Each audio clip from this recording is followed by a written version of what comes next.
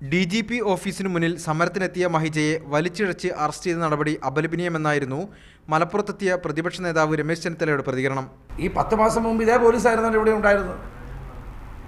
അപ്പോൾ ആഭ്യന്തര വകുപ്പ് കൈയാളുന്ന മുഖ്യമന്ത്രിക്ക് ഒന്ന് ഇവരെ നിയന്ത്രിക്കാൻ കഴിയുന്നില്ല, ഫലപ്രദമായി ഇടപെടൽ നടത്താൻ കഴിയുന്നില്ല. ഉണ്ടാകുന്ന ഓരോ സംഭവങ്ങളിലും പോലീസിൻ്റെ നിഷ്ക്രിയത്വമാണ് നമുക്ക് കാണാൻ കഴിയുന്നത്.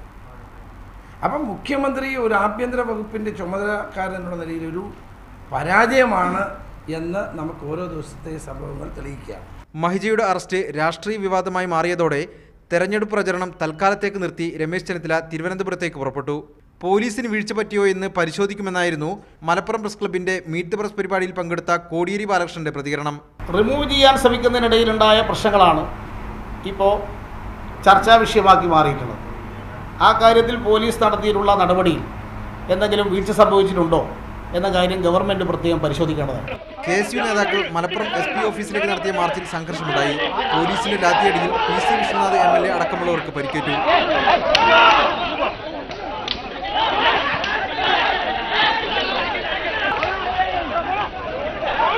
മീഡിയ 1 മലപ്പുറം.